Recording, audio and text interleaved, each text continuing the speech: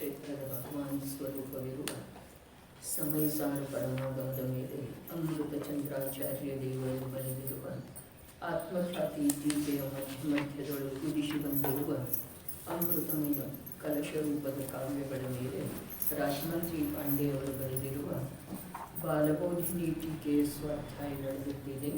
ಪುಣ್ಯ ಪಾಪ ಅಧಿಕಾರದ ಅಂತಿಮ ಕಲಶಿದೆ.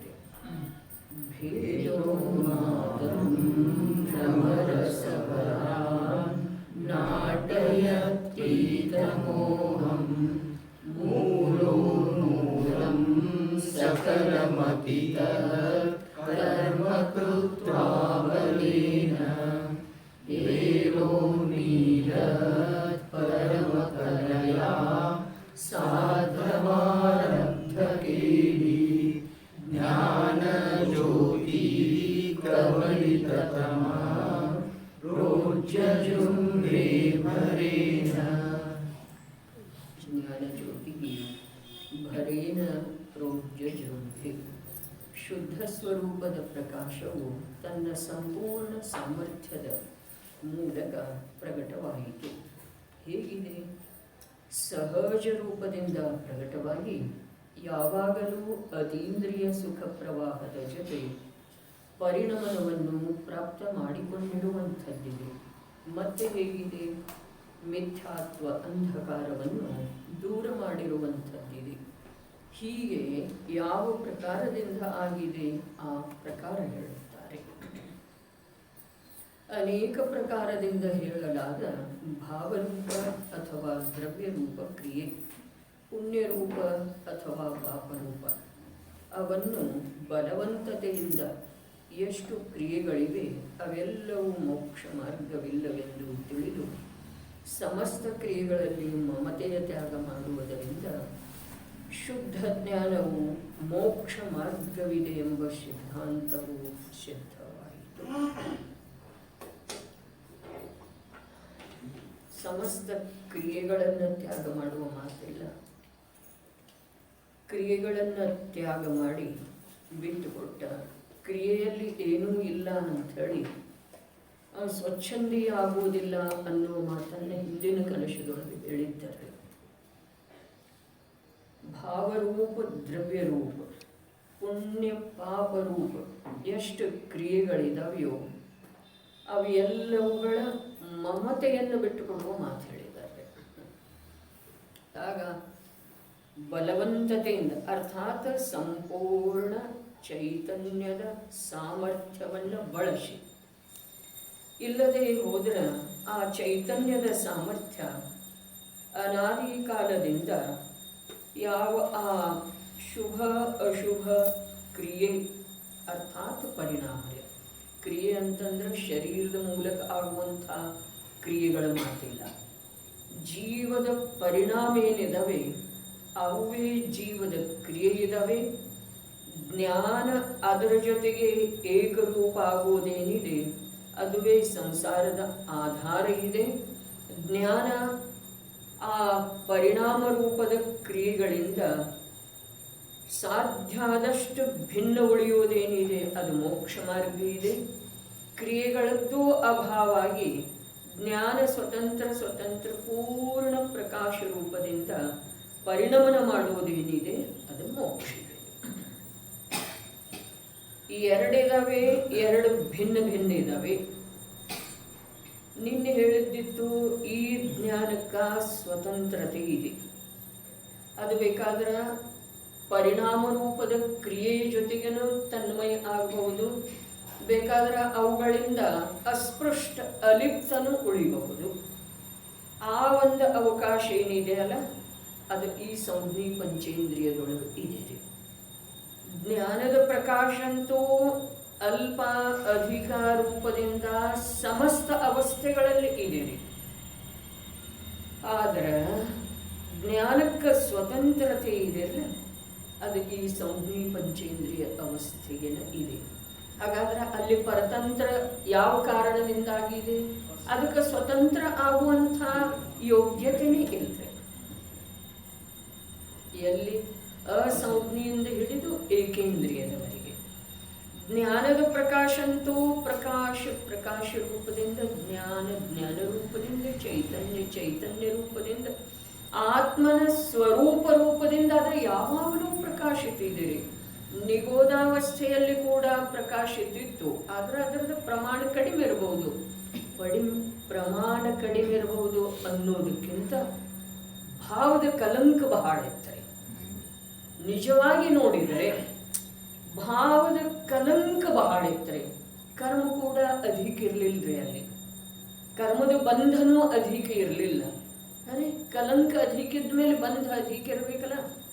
ಬಂಧ ಆಗುವ ಸಲುವಾಗಿ ಪ್ರತ್ಯಕ್ಷ ರೂಪದಿಂದ ಕಷಾಯ ರೂಪದ ಪರಿಣಮನ ಬೇಕ್ರಿ. ಅಲ್ಲಿ ಪ್ರತ್ಯಕ್ಷ ರೂಪದಿಂದ ಕಷಾಯ ರೂಪದ ಪರಿಣಾಮಗಳು ಇರುವುದಿಲ್ಲ. ಅಲ್ಲೇನಿದೆ, ಅಬುದ್ಧಿಪೂರ್ವಕ ಭಾವದ ಕಲಂಕ ಈ ಪ್ರಕಾರ ಇದೆಯಲ್ಲ, ಅಲ್ಲಿ ಕರ್ಮಬಂಧಕ್ಕೆ ಅವಕಾಶ ಇರುವಂಥ ಪ್ರಗಟತೆ ಇಲ್ಲ ಕಷಾಯಗಳಂದ್ರೆ. ಎಲ್ಲಿ? ನಿಗೋಧದಲ್ಲಿ. ಅಂಥೇಳಿ ನಿಗೋಧ ಅರ್ಥಾತ್ ನಿಗೋಧ ಮತ್ತು ಏಕೇಂದ್ರಿಯ, ಅದರಲ್ಲೇನೋ ನಂತರ ಕೂಡ ತ್ರಸ ಅವಸ್ಥೆಗೆ ಬಂದ ನಂತರ ಕೂಡ ನೋಡ್ರಿ, ಯೋಚನೆ ಮಾಡೋದ ಕರ್ಮ ಸಿದ್ಧಾಂತದ ಸ್ವಲ್ಪ ಅನೇಕ ಬಾರಿ ಕಥನ ಬಂದದ್ದು ಇದೆ. ಸಂಜ್ಞಿ ಪಂಚೇಂದ್ರಿಯ ಪರ್ಯಾಪ್ತ ಜೀವನಿಯನ ತನ್ನ ಜ್ಞಾನವನ್ನ ವಿಭಾವದ ಜೊತೆಗೆ ಅಥವಾ ಕ್ರಿಯಾರೂಪದ ಪರಿಣಾಮಗಳ ಜೊತೆಗೆ ಏಕೀಭೂತ ಮಾಡದೇ ಇರುವಂಥ ಸ್ವತಂತ್ರ ಇದೆ, ಆ ಯೋಗ್ಯತೆ ಇದೆ. ಮತ್ತು ಸಂಜ್ಞಿ ಪಂಚೇಂದ್ರಿಯ ಪರ್ಯಾಪ್ತಕನ ತೀವ್ರ ಮೋಹದ ಕಾರಣದಿಂದ 70 ಕೋಟಿ ಸಾಗರದ ಬಂಧ ಇದೆ ಮೋಹನೀಯತ. ಹಾಗಾದ್ರೆ ಅಲ್ಲಿ ಅಂಥದ್ದು ಪ್ರಚುರತೆ ಇದೆ ಕಲಂಕದ. ಅಲ್ಲಿ ಪ್ರತಿ ಸಮಯಕ್ಕೆ 70 ಕೋಟಿಗಿಂತ ಅಧಿಕ ಆಗ್ಬೇಕು. ಆದ್ರೆ ಹಾಗಿಲ್ಲ. ಯಾಕಿಲ್ಲ ಅನ್ನೋದು ನಮ್ಗೆ ತಿಳಿದು ಬರೋದ ಸ್ವಲ್ಪ ಕಠಿಣ ಸಾಧ್ಯ ಇದ್ರೂ ತಿಳ್ಕೊಂಡ್ರೆ ತಿಳಿದು ಬರ್ತಿದ್ದೀರಿ. ಅರ್ಥಾತ್ ಜೀವದ ಜ್ಞಾನದ ಪ್ರಕಾಶ ಎಲ್ಲಿ ಅಧಿಕ ಪ್ರಕಾಶಿತ ಇದೆಯೋ, ಆ ಅಧಿಕ ಪ್ರಕಾಶಿತ ಇರುವಂತಹ ಜ್ಞಾನದ ಪ್ರಕಾಶ ಅಥವಾ ಸ್ವರೂಪದ ಪ್ರಕಾಶ ಏನಿದೆ, ಅದು ತನ್ನ ಸ್ವಭಾವವಲ್ಲದೇ ಇರುವಂಥದರ ಜೊತೆಗೆ ಏಕರೂಪ ಆಗುವಂಥ ಸಾಮರ್ಥ್ಯ ಕೂಡ ಅದರಲ್ಲಿ ಅಧಿಕ ಇದೆ. ಎರಡೂ ಕಡೆಗೆ ನೋಡ್ರಿ, ಯಾವ ಪ್ರಕಾರ ಚಕ್ರವರ್ತಿತ್ವದ ತ್ಯಾಗ ಮಾಡಿದ ಅಂತಂದ್ರೆ ಮೋಕ್ಷಕ್ಕೆ ಹೋಗ್ತಾನೆ, ಸ್ವರ್ಗಕ್ಕೆ ಹೋಗೋದಿಲ್ಲ, ಅನ್ಯ ಯಾವುದೇ ಗತಿಗೆ ಹೋಗೋದಿಲ್ಲ. ಚಕ್ರವರ್ತಿತ್ವದ ತ್ಯಾಗ ಮಾಡದೆ ಮೋಹದಿಂದ ಆ ಚಕ್ರವರ್ತಿ ಪದದೊಳಗನ ಉಳಿದ ಅಂತಂದ್ರೆ 7ನೇ ನರಕಕ್ಕೆ ಹೋಗ್ತಾನೆ. ಅದೇ ಯಾವ ಪ್ರಕಾರ ಈ ಕಡೆನೂ ತೀವ್ರ ಆ ಕಡೆನೂ ತೀವ್ರ ಇದೆಯೋ, ಅದೇ ಪ್ರಕಾರ ಸಂಜ್ಞಿ ಪಂಚೇಂದ್ರಿಯ ಅನಂತ ಸಂಸಾರಕ್ಕ ಕೊನೆ ತರುವಂಥ ಆತ್ಮನ ಅನುಭೂತಿ ರೂಪದ ಸಮ್ಯಕ್ ದರ್ಶನ ಅರ್ಥಾತ್ ಮೋಕ್ಷ ಮಾರ್ಗವನ್ನ ತನ್ನಲ್ಲೇ ತಾನು ಪ್ರಕಟಪಡಿಸಿಕೊಳ್ಳುವಂಥ ಯೋಗ್ಯತೆ ಇರುವುದರಿಂದನ ಆ ಕಾರ್ಯ ಮಾಡದೇ ಇರುವಾಗ ಅವನಿಗೆ 70 ಕೋಟಿ ಆ ಕಾರ್ಯ ಮಾಡದೇ ಇರುವಂಥ ತೀವ್ರ ಮೋಹ. ಆ ಮೋಹ ಅಂತಂದ್ರೆ ಇಡೀ ಏನೆಲ್ಲ ನನ್ನದಾಗಲಿ, ನಾನು ಹೀಗಿರಲಿ ಅಂಥೇಳಿ ಬುದ್ಧಿಪೂರ್ವಕ ಏನಿರುವುದಿಲ್ಲ. ಆದ್ರೆ ಆ ಮೋಹ ಜ್ಞಾನದ ಯಾವ ಅಧಿಕ ಸಾಮರ್ಥ್ಯ, ಪೂರ್ಣ ಸಾಮರ್ಥ್ಯ ಪ್ರಕಟ ಇದೆಯಲ್ಲ, ಆ ಸಾಮರ್ಥ್ಯದ ಮೂಲಕ ಮಾಡಲಾಗಿರುವುದರಿಂದ ಏನು ಮಾಡಲಾದದ್ದಿದೆ? ದೇಹ ಅಂದ್ರೆ ನಾನು. ದೇಹಕ್ಕೆ ಸಂಬಂಧಿಸಿದ ಹಾಗೆ ಅಥವಾ ಇಂದ್ರಿಯ ಜ್ಞಾನಕ್ಕೆ ಸಂಬಂಧಿಸಿದ ಹಾಗೆ ಯಾವ ಯಾವ ಸಂಯೋಗಗಳಿದಾವೆಯೋ ಅವುಗಳಲ್ಲಿ ಇಷ್ಟ ಅನಿಷ್ಟದ ತೀವ್ರ ಮನ್ನಣೆ ಆ ಜ್ಞಾನ ಸಾಮರ್ಥ್ಯದಿಂದ ತೀವ್ರ ಮನ್ನಣೆ. ದೇಹ ಮತ್ತು ಇಂದ್ರಿಯ ಗೋಚರ ಯಾವ ಸಂಯೋಗದವನ ಆ ಸಂಯೋಗಗಳಲ್ಲಿ ನಾನು ಮತ್ತು ಸುಖ ದುಃಖ ಅರ್ಥಾತ್ ಇಷ್ಟ ಅನಿಷ್ಟದ ಮನ್ನಣೆ, ಇದರದ ಕೇವಲ ತಿಳ್ಕೊಳ್ಳುವ ಸಾಧ್ಯತೆ ಇದೆ, ಕಥನ ಅಧಿಕ ರೂಪದಿಂದ ಆಗುವ ಸಾಧ್ಯತೆ ಇಲ್ಲ. ನನ್ನ ಜ್ಞಾನದ ಪ್ರಕಾಶದ ಸಾಮರ್ಥ್ಯ ಎಷ್ಟಿದೆ, ಆ ಸಂಪೂರ್ಣ ಸಾಮರ್ಥ್ಯವನ್ನು ತೊಡಗಿಸಿದ ನಂತರ ನನಗ ನನ್ನ ಸ್ವರೂಪ ಪ್ರಕಟ ಆಗುವುದಿದೆ. ಆ ಸಂಪೂರ್ಣ ಸಾಮರ್ಥ್ಯವನ್ನು ತಿರೋಭೂತಗೊಳಿಸಿ ಯಾವ ಕಾರ್ಯವನ್ನು ಪರಪದಾರ್ಥದ ಅವಲಂಬನೆಯ ಮೂಲಕ ಜೀವ ಮಾಡ್ತಾನೋ ಅದರಿಂದ ಒಮ್ಮೊಮ್ಮೆ 70 ಕೋಟಿ ಸಾಗರದ ಬಂಧ ಆಗುವಂಥ ಆ ಮೋಹನೀಯವೆಂಬ ಪ್ರಬಲ ಕರ್ಮ ಈ ಜೀವದ ಸಂಯೋಗಕ್ಕೆ ಬಂದು ಬಿಡ್ತಿದೆ. ನಿಜವಾಗಿ ನಿಗೋಧದೊಳಗೆ ಸಾವಧಾನ ಇರುವ ಅವಶ್ಯಕತೆ ಇಲ್ಲ, ಇರಲಿಕ್ಕೆ ಬರುವುದಿಲ್ಲ. ತ್ರಸ ಪರ್ಯಾಯದಲ್ಲಿ ಕೂಡ ವಿಕಲೇಂದ್ರಿಯ ಅಥವಾ ಅಸಂಜ್ಞಿ ಪಂಚೇಂದ್ರಿಯದೊಳಗ ಆ ಪ್ರಕಾರದ ವ್ಯವಸ್ಥೆ ಇಲ್ಲ. ತ್ರಸ ವಿಕಲತ್ರಯಗಳಿಗೆ ಕೂಡ ಆ 70 ಕೋಟಿದ್ದು ಬಂಧ ಆಗುವುದಿಲ್ರಿ. ಅಸಂಜ್ಞಿ ಪಂಚೇಂದ್ರಿಯಕ್ಕೂ ಆಗುವುದಿಲ್ರಿ. ಅದ್ಭುತ ಮಾತಿಗೆ ಏನಿಲ್ರಿ. ಅತ್ಯಂತ ಮಂದಕಶಾಯಿ, ಮೇಲೆ ನೋಡಿದರ ಅತ್ಯಂತ ಮಂದಕಶಾಯಿ, ಅವನಿಗೆ 70 ಕೋಟಿದ್ದು ಮೋಹನೀಯದ ಬಂಧ ಆಗ್ತಿದೆ. ಅತ್ಯಂತ ಮಂದಕಶಾಯದೊಳಗರೆ ಅಂಥೇಳಿನ 9ನೇ ಗ್ರೈವೇಯಕ ಯೋಗ್ಯ 31 ಸಾಗರೋಪಮದ ದೇವಾಯುವನ್ನು ಭೋಗಿಸಿದ ನಂತರ ಅವ ಏಕೇಂದ್ರಿಯದೊಳಗೆ ಬರ್ತಾನೆ. ಅನಂತ ಸಂಸಾರ ಅಲ್ಲೇ ಇದೆ ರೀ. ಅಧಿಕ ಹಾನಿ ಆಗುವಂಥ ಒಂದು ಅವಸರ, ಅಧಿಕ ಲಾಭ ಮಾಡಿಕೊಳ್ಳುವ ಅಥವಾ ಪೂರ್ಣ ಲಾಭ ಮಾಡಿಕೊಳ್ಳುವ, ಅಪೂರ್ವ ಲಾಭ ಮಾಡಿಕೊಳ್ಳುವ ಎಲ್ಲಿ ಸಾಮರ್ಥ್ಯ ಇದೆಯೋ ಅಲ್ಲೇ ಅಧಿಕ ಹಾನಿ ಆಗುವ ಅವಸರ ಇದೆ.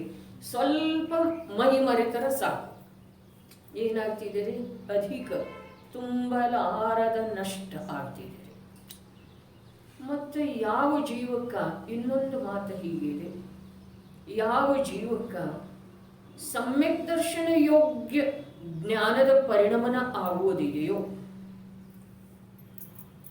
ಜಡಚೇತನ ಪದಾರ್ಥಗಳ ಸ್ವರೂಪದ ಜ್ಞಾನ ಆಗುವುದಿದೆಯೋ, ಆ ಜ್ಞಾನದ ಬಲದಿಂದ ಸಮ್ಯಕ್ ದರ್ಶನ ರೂಪದ ಮೋಕ್ಷ ಮಾರ್ಗ ಪ್ರಕಟ ಆಗುವುದಿದೆಯೋ, ಆ ಜೀವಕ್ಕ 70 ಕೋಟಿಯ ಬಂಧಾಗುವಂಥ ಮೋಹ ಪರಿಣಾಮ ಆಗುವುದಿಲ್ಲ.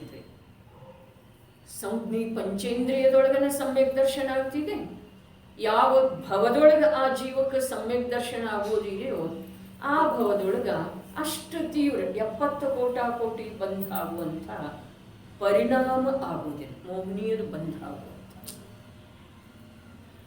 ಸಹಜವಾಗಿಯನ ಅವನ ಸಮ್ಯಕ್ ದರ್ಶನಕ್ಕಿಂತ ಕೆಳಗಿನ ಭೂಮಿಕೆಯೊಳಗ ಆಗಮದ ಅವಲಂಬನೆ ಇಲ್ಲದಿದ್ರೂ ಕೂಡ, ಆಗಮದ ಅಭ್ಯಾಸ ಇಲ್ಲದಿದ್ರೂ ಕೂಡ ಸ್ವಪರ ಪದಾರ್ಥಗಳತ್ತ ಸಾಮಾನ್ಯ ಜ್ಞಾನ ಇರ್ತಿದೆ. ಇದು ಪರಪದಾರ್ಥ ಇದೆ. ಈಗ ನೋಡ್ರಿ, ದೇಹ ಬುದ್ಧಿಗಳ ಪರಮಾಣುಗಳಿಂದ ರಚಿಸಲ್ಪಟ್ಟದ್ದು ಇದೆ. ಕರ್ಮದ ಕಾರಣದಿಂದ ದೇಹದ ರಚನೆ ಆಗಿದೆ.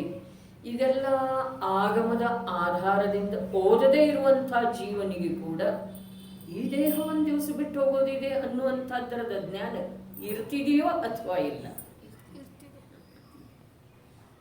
ತಿರಿಯಂಚಕ್ಕೆ ಇರ್ತಿದೆ ರೀ. ಮನುಷ್ಯನಿಗಂತೂ ಇದ್ದೇ ಇರ್ತಿದೆ.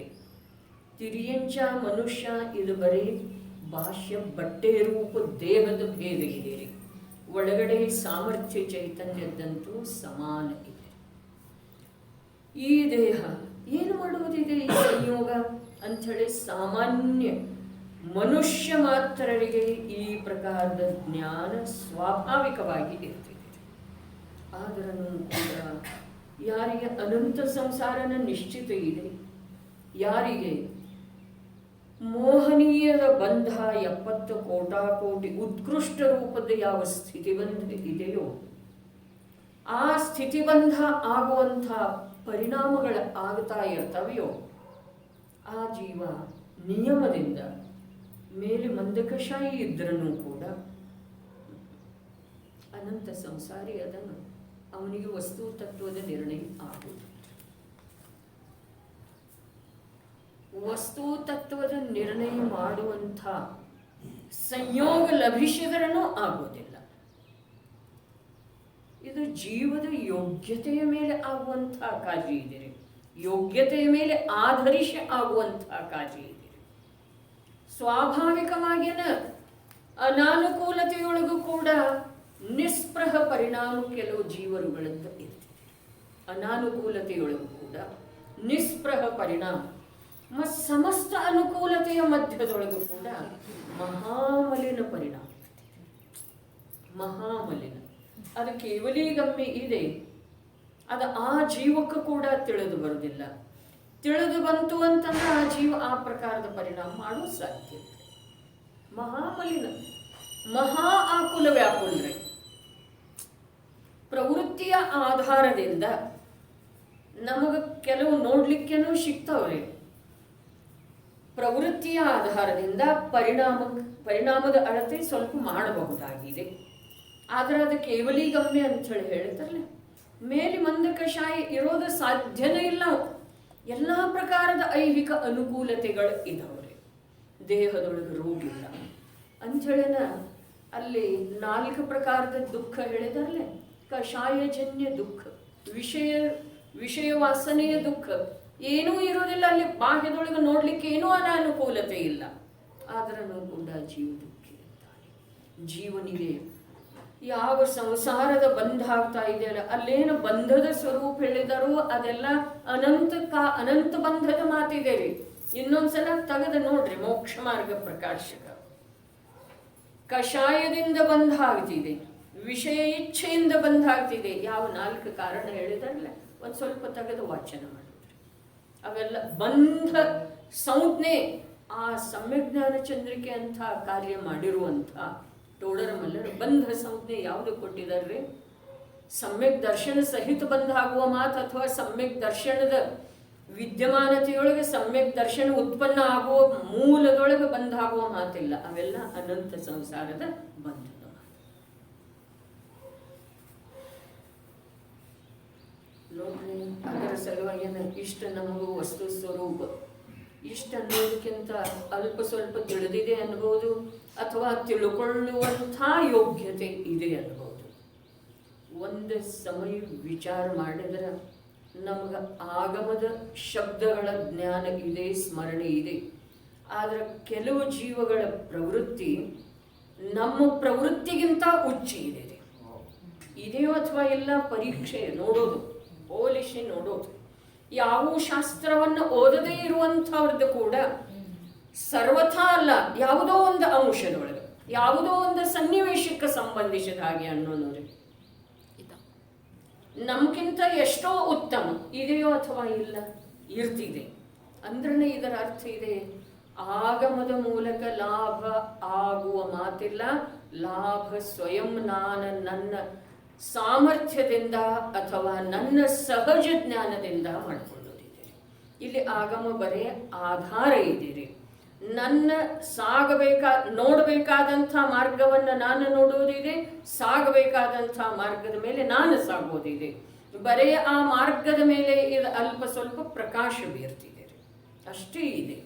ಅದಕ್ಕೆ ಇಲ್ಲೇನು ಹೇಳ್ತಾ ಇದ್ರು, ಶುಭ ಅಥವಾ ಭಾವರೂಪ ದ್ರವ್ಯರೂಪದ ಯಾವೆಲ್ಲ ಕ್ರಿಯೆ ಇದಾವೆ, ಪುಣ್ಯ ಪಾಪರೂಪ ಯಾವೆಲ್ಲ ಕ್ರಿಯೆ ಇದಾವೆ. ಕ್ರಿಯೆ ಅಂದ್ರೆ ಶಾರೀರಿಕ ಅಲ್ಲ, ವಚನಿಕ ಅಲ್ಲ, ಮಾನಸಿಕ ಅಲ್ಲ, ಪಾರಿಣಾಮಿಕ ಅರ್ಥಾತ್ ಪರಿಣಾಮ ರೂಪದ ಕ್ರಿಯೆ. ಆ ಕ್ರಿಯೆಗಳ ಜೊತೆಗಿನ ಮಮತ್ವವನ್ನ ಬಲವಂತತೆಯಿಂದ ಬಿಟ್ಟುಕೊಟ್ಟಿದ್ದಾರೆ. ಬಲವಂತತೆಯಿಂದ ಅರ್ಥಾತ್ ಏನಿದೆ ಅಲ್ಲಿ ಮೇಲೇನು ಸಂಪೂರ್ಣ ಸಾಮರ್ಥ್ಯ ಅಂದರು. ಮತ್ತು ಇಲ್ಲಿ ಬಲವಂತತೆ ನೋಡ್ರಲ್ಲ, ತತ್ಕರ್ಮ ಸಕಲಮಪಿ ಬಲೇನ ಮೂಲೋನ್ಮೂಲಂ ಕೃತ್ವ ಪದಖಂಡ ಇದೆ. ಅನೇಕ ಪ್ರಕಾರದಿಂದ ಹೇಳಲಾದ ಭಾವರೂಪ ಅಥವಾ ದ್ರವ್ಯರೂಪ ಕ್ರಿಯೆ, ಪುಣ್ಯರೂಪ ಅಥವಾ ಪಾಪರೂಪ, ಅವನ್ನು ಬಲವಂತತೆಯಿಂದ ಅಂತಂದ್ರೆ ಏನು? ಒತ್ತಾಯಪೂರ್ವಕ. ಬಲವಂತತೆಯಿಂದ ಅಂದ್ರೆ ಏನ? ಸಂಪೂರ್ಣ ಬಲದ ಪ್ರಯೋಗ ಮಾಡಿ,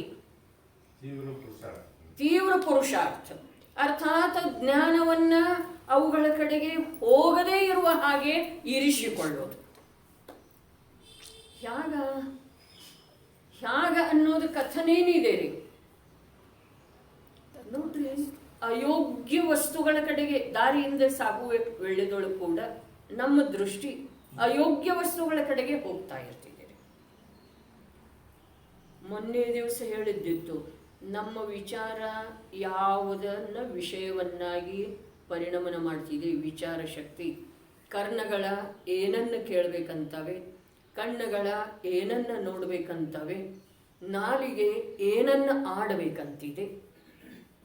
ನಿಕೃಷ್ಟ ವಚನವನ್ನ ಆಡೋದ ಸುಲಭ ಇದೆ, ನಿಕೃಷ್ಟ ದೃಶ್ಯವನ್ನ ನೋಡೋದ್ರೊಳಗೆ ರುಚಿ ಇದೆ, ನಿಕೃಷ್ಟ ಶಬ್ದಗಳನ್ನ ಕೇಳಿ ಕಷಾಯದೊಳಗ ಒಂದಾಗಿ ಹೋಗುವಂಥದ್ದ ಈ ಜೀವಕ್ಕೆ ಅಭ್ಯಾಸ ಇದೆ.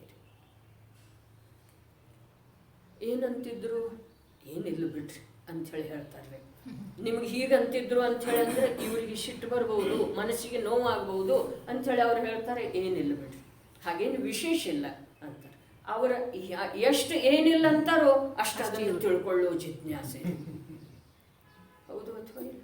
ವಿಶೇಷ ಇಲ್ಲ ಅಂದ್ರೂ ಏನ ಹೇಳ್ರಿ ಅಂಥೇಳಿ ಹೇಳ್ತಾರೆ. ಅರ್ಥಾತ್ ಅಲ್ಲಿ ಜಿಜ್ಞಾಸೆ ಯಾಕ?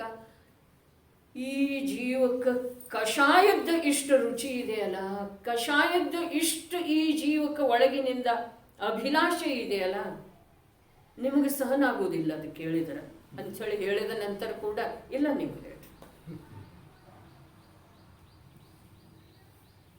ಏನಿದೆ, ಇದರ ಹಿಂದೆ ಉದ್ದೇಶ ಏನಿದೆ, ಇದರ ಹಿಂದೆ ಅಭಿರುಚಿ ಏನಿದೆ ಈ ಜೀವಕ್ಕೆ.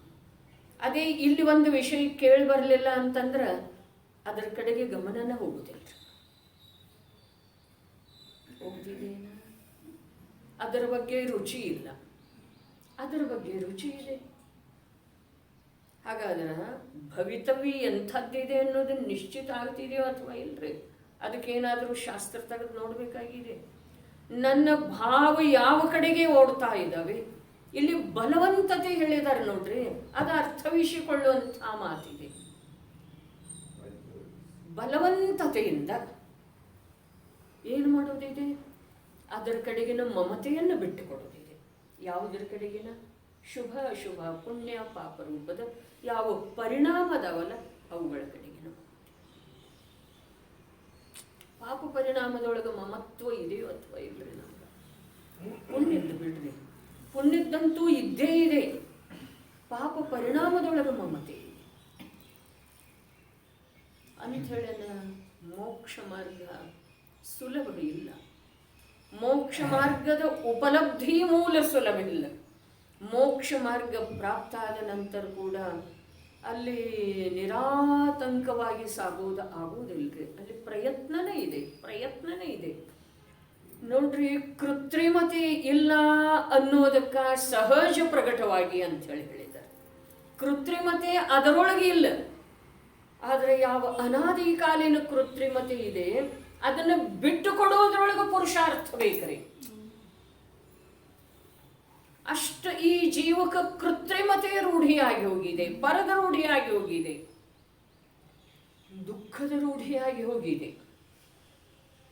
ಸುಖ ಒಳಗಡೆ ಕಂಡ ನಂತರ ಕೂಡ, ಅನುಭವದಲ್ಲಿ ಬಂದ ನಂತರ ಕೂಡ ಸಾಕ್ಷಾತ್ ಆ ಸ್ವಭಾವದಲ್ಲಿ ಅತೀಂದ್ರಿಯ ಸುಖದ ಸಾಗರನಾದಂಥ ಆ ಚೈತನ್ಯ ಪ್ರಭುವಿನಲ್ಲೇ ಪೂರ್ಣ ರೂಪದಿಂದ ನಿಮಗ್ನ ಆಗಿ ಹೋಗಿರುವಂಥ ಅರಹಂತ ಪ್ರಭುವನ್ನು ನೋಡಿದರನೂ ಕೂಡ ಆ ಸಮಯಕ್ಕೆ ಮಾತ್ರ ಆ ಸಮ್ಯಕ್ ದೃಷ್ಟಿ ಜೀವನಿಗೆ ಆ ಪ್ರಕಾರದ ಪ್ರಮೋದ ಬರ್ತಿದೆ ವಿನಃ ಅವನಿಗೆ ಕೂಡ ಪುನಃ ಆ ಅನಾದಿಕಾಲೀನ ಯಾವ ಸಂಸ್ಕಾರ ಇದೆಲ್ಲ ಜ್ಞಾನವನ್ನ, ಆ ಶುಭಾಶುಭ ಭಾವಗಳ ಏನು ತಮ್ಮ ಹಿಡಿತದಲ್ಲಿ ಇಟ್ಕೊಂಡಿರವೆಯೋ ಅವು ನಿರಂತರ ಆ ಜ್ಞಾನವನ್ನ, ಸಮ್ಯಕ್ ಜ್ಞಾನವನ್ನು ಕೂಡ ಬಳಸಿ ತಮ್ಮ ಹಿಡಿತದೊಳಗೆ ಇಟ್ಟುಕೊಳ್ಳುವ ಪ್ರಯತ್ನ ಮಾಡ್ತಾನೇ ಇರ್ತಾವ್ರೆ. ಇದು ಅವುಗಳ ಅಪೇಕ್ಷಾದಿಂದ ಹೇಳಿತು. ಆದರೆ ನಿಜವಾಗಿ ಅವು ಪ್ರಯತ್ನ ಮಾಡುವುದಿಲ್ಲ. ಈ ಜ್ಞಾನಕ್ಕೆ ಅದರದೇ ರುಚಿ ಇದೆ, ರೂಢಿ ಇದೆ. ಅಂದ್ರೆ ರುಚಿ ಇದೆ, ರೂಢಿ ಇದೆ ಅಂಥೇಳಿ ಅದರ ಜೊತೆಗೆ ಒಂದಾಗ್ತೇನಂತಿದ್ದೀರಿ. ಪ್ರತ್ಯಕ್ಷ ಜ್ಞಾನಿದೆ ಸಮ್ಯಕ್ ದೃಷ್ಟಿ ಪುರುಷನಿಗೆ. ನನ್ನ ಸ್ವರೂಪ ಎಂಥದ್ದಿದೆ ಅನ್ನೋದೂ ಜ್ಞಾನಿದೆ. ನನ್ನ ಸ್ವರೂಪವನ್ನು ಮರೆತ ಹೊರಗಿರುವುದರಿಂದ ಏನೇನು ಆಗಿದೆ ಅನ್ನೋದೂ ಜ್ಞಾನಿದೆ. ಏನೇನು ಆ ರೂಪದ ಗ್ರಹದಿಂದ ಸ್ವಲ್ಪ ಹೊರಗೆ ಬಂದ ಕೂಡಲೇ ಯಾವ ಪ್ರಕಾರದ ಆಘಾತ ಆಗ್ತಿದೆ ನನ್ನ ಸ್ವಭಾವಕ್ಕ ಅನ್ನೋದು ಪ್ರತ್ಯಕ್ಷ ಜ್ಞಾನ ಇದೆ. ಆದ್ರೂ ಕೂಡ ಆ 4ನೇ ಗುಣಸ್ಥಾನ, 5ನೇ ಗುಣಸ್ಥಾನ, 6ನೇ ಗುಣಸ್ಥಾನ, 3 ಗುಣಸ್ಥಾನದಲ್ಲಿರುವಂಥ ಸಾಧಕ ಎಷ್ಟೆಷ್ಟು ಬಲ ಪ್ರಯೋಗ ಮಾಡ್ತಾನೋ ಅಷ್ಟಷ್ಟೇ ನಾವು ಒಂದೊಂದೇ ಹೆಜ್ಜೆ ಮುಂದಿಡೋ ಸಾಧ್ಯ. ಮೋಕ್ಷ ಮಾರ್ಗ ಬಹಳ ದೀರ್ಘ ಇಲ್ಲ, ಆದ್ರೆ ಅವನ ಸಾಮರ್ಥ್ಯನ ಅಷ್ಟ ಏನಿದೆ ರೀ, ಅಷ್ಟು ಏನಿದೆ ಅಂತಂದ್ರೆ ದುರ್ಬಲ ಇದೆ, ಅರ್ಥಾತ್ ಅದ ಅನಾದಿ ರೂಢಿ ಒಳಗನ ಹೋಗ್ತಾ ಇದೆ. ಅದಕ್ಕೆ ದೃಷ್ಟಾಂತ ಹೇಳ್ತಾರೋ, ನಾಯಿ ಮಖಮಲಿ ಗದ್ದೆ ಮೇಲೆ ಮಖಮಲಿ ಗದ್ದೆ ಮೇಲೆ ಕೂಡಿಸಿದ್ರೂ ಕೂಡ ಸ್ವಲ್ಪ ಬಿಟ್ಟು ಕೂಡಲೇ ಅದು ಎಲ್ಲಿ ಹೋಗ್ತಿದೆ ರೀ, ಎಲ್ಲಿ ಹೋಗ್ತಿದೆ? ಹೊಲಸದೊಳಗೆ ನಮ್ಮ ಬಾಯಿ ಹಾಕ್ತಿದೆ.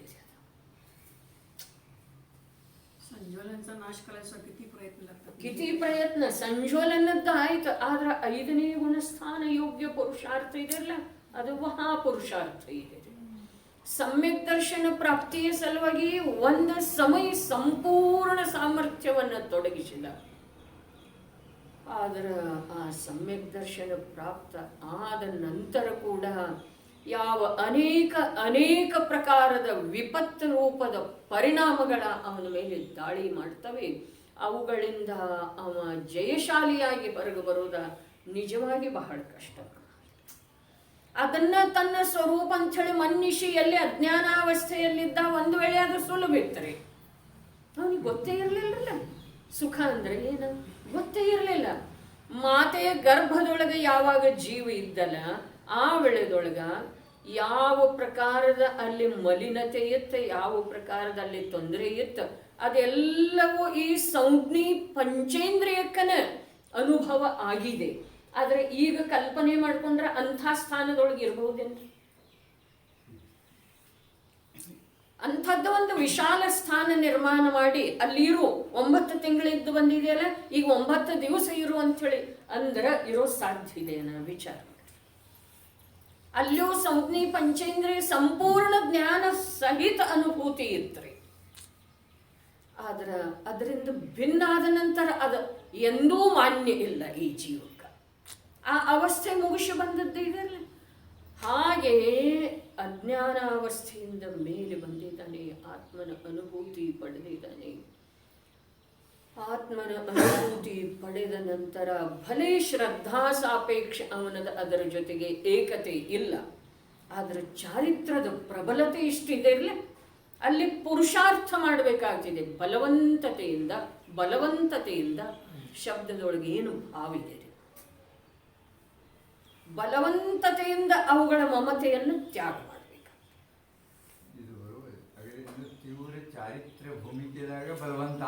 ಆಗಬೇಕಾಗ್ತಿದೆ ರೀ, ಆಗಲಿಕ್ಕೆ ಬೇಕಾಗ್ತಿದೆ. ಯಾವಾಗ ದುಃಖ ಸುಖದ ಜ್ಞಾನನೇ ಇರಲಿಲ್ಲ, ಅಜ್ಞಾನನೇ ಇತ್ತು, ಯಾವ ಆ ಮಲಿನ ಅವಸ್ಥೆಯೊಳಗನ ರಸ ಬರ್ತಾ ಇತ್ತು, ಆ ಮಾತು ಬೇರೆ ಇತ್ತು. ಆದ್ರೆ ಅಲ್ಲಿಂದ ಅದರದ ಸಂಪೂರ್ಣ ಪರಿಚಯ ಪಡೆಯುವಂಥ ಒಂದು ನಿರ್ಮಲ ಅವಸ್ಥೆಗೆ ಬಂದ ನಂತರ ಕೂಡ ಆ ಒಂದು ಸಮಯದ ಯಾವ ಅನುಭೂತಿ ಇದೆಯಲ್ಲ, ಭಲೇ ಸಮ್ಯಕ್ ದರ್ಶನದ ಮಹಿಮೆಯನ್ನ ಸಮಸ್ತ ಆಗಮಗಳ ಅತ್ಯಂತ ವಿಶದವಾಗಿ ವರ್ಣನೆ ಮಾಡಿದಾವೆ. ಈ ಮಾತು ಸತ್ಯ ಇದ್ರೂ ಕೂಡ ನಿಯಮಸಾರದೊಳಗ ಭಗವಾನ್ ಕುಂದಾಚಾರ್ಯ ದೇವರು ಹೇಳ್ತಾರೆ, ಸಮ್ಯಕ್ ದರ್ಶನ ಸಮ್ಯಕ್ ಜ್ಞಾನ ಇದು ವ್ಯವಹಾರದಿಂದನೂ ಮೋಕ್ಷ ಮಾರ್ಗ ಇದೆಪ್ಪ, ನಿಶ್ಚಯದಿಂದ ಮೋಕ್ಷ ಮಾರ್ಗ ಸಮ್ಯಕ್ ಚಾರಿತ್ರ್ಯ ಇದೆ. ಚಾರಿತಂ ಖಲು ಧಮ್ಮೋ ಅಂತ ಹೇಳಿ ಪ್ರವಚನ ಸಾರದೊಳಗನು ಹೇಳಿ, ಚಾರಿತ್ರ್ಯ ಏನಿದೆ ಅದು ನಿಶ್ಚಯದಿಂದ ಧರ್ಮ ಇದೆ. ಚಾರಿತ್ರ ಆತ್ಮನ ಅನುಭೂತಿ ಆದ ನಂತರ ಕೂಡ ಆತ್ಮನಲ್ಲೇ ನಿಂತುಕೊಳ್ಳುವುದು. ರಾಗ ದ್ವೇಷ ರೂಪ, ಶುಭ ಅಶುಭ ರೂಪ ಪರಿಣಾಮಗಳ ಜೊತೆಗೆ ಒಂದಾಗದೇ ಇರೋದು. ಶಿಖರ್ಜಿ ಬೆಟ್ಟ ಹತ್ತು ವೇಳೆದೊಳಗೂ ಕೂಡ ನಮಗೆ ರಾಗದ್ವೇಷದ ವಾರ್ತಾಲಾಪ ಮಾಡ್ತಾ ಇರ್ತೇವ್ರಿ. ನಾವು ಜೊತೆಯಲ್ಲಿದ್ದವರು ಅವ್ರ ಜೊತೆಗೆ ಏನು ಮಾತಾಡ್ತಾ ಇರ್ತೇವೆ? ರಾಗದ್ವೇಷದ ಅನರ್ಥದಂಡ. ರಾಗದ್ವೇಷಕರ್ತಾರ ಕಥಾ ಕಬಹು ನ ಸುನಿಜೆ. ಅನರ್ಥದಂಡ ಈ ಜೀವಕ್ಕ ನಿಜವಾಗಿ ಮಹಾ ಭಯಂಕರ ಇದೆ. ಇಲ್ಲಿ ಬಂದಿರುವ ವೇಳೆದೊಳಗೆ, ಶಿಬಿರದೊಳಗೆ ಬಂದಿರುವ ವೇಳೆದೊಳಗೆ, ಯಾಕ ಅವ್ರಿಗೇನಾಯ್ತು? ಆಸ್ಪತ್ರೆಗೆ ಇಟ್ಟಿದ್ರಂತಲ್ಲ, ಏನೇನೋ ಕೆದರಿ ತೆಗಿತೇವ್ರಿ. ಯಾರಿಗೋ ಯಾರ್ದೋ ಇನ್ಯಾರ್ದೋ ಸಮಾಚಾರ. ಹೌದು ಅಥವಾ ಇಲ್ಲ? ಅವ್ರ ಮಕ್ಕಳು ಮದುವೆ ಆಯ್ತೇನ? ಎಂದಿಂದ ನೋಡ್ತಾ ಇದ್ದಾರಲ್ಲ, ಇಷ್ಟು ವರ್ಷ ಆಗಿರ್ಬೇಕಲ್ಲ, ಡಿಗ್ರಿಯಾಗಿ ಎಷ್ಟು ವರ್ಷ ಆಯ್ತು? ಇದೆಲ್ಲ ನಿನಗೆ ಯಾವುದರ ಸಲುವಾಗಿ ಬೇಕಾಗಿಲ್ಲ, ಯಾವುದರ ಸಲುವಾಗಿ. ಆದ್ರೂ ಇದು ಜೀವದ ಚಪಲ, ಅಷ್ಟ ಅಭಿರುಚಿ, ಕಷ್ಟ ಎಷ್ಟು ಇದೆ. ಸಂಸಾರದ ಮಾತು ಎಷ್ಟು ಸುಲಭ. ಎಂದೋ 10 ವರ್ಷ 20 ವರ್ಷದ ಹಿಂದೆ ನೋಡಿದವ್ರನ್ನ ಅವ್ರದ್ದು ಪರಿಚಯನೂ ಈಗ ಅಖಂಡ ರೂಪದಿಂದ ಇರುವುದಿಲ್ಲ. ಅದನ್ನು ನೆನಪಿಗೆ ತಂದುಕೊಂಡು ಮಾತಾಡೋದ್ರಿ ಅವ್ರ ಜೊತೆಗೆ. ಅದೆಲ್ಲ ಹಾಗೆ ಪುಕ್ಕಟೆ ಬಿಡ್ತಿದ್ದೀರಿ ನಮ್ಮನ್ನ, ಏನು ಮಹಾಬಂಧ ಮಾಡಿ ಇಡ್ತಿದ್ದೀರಿ.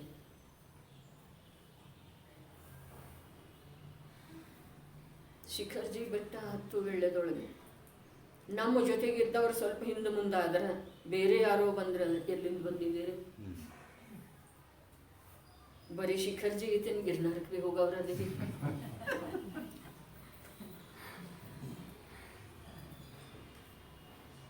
ಏನಿದೆ ಈ ವಾಚಾಶಕ್ತಿದ್ದು ಪ್ರಯೋಜನ ಏನು?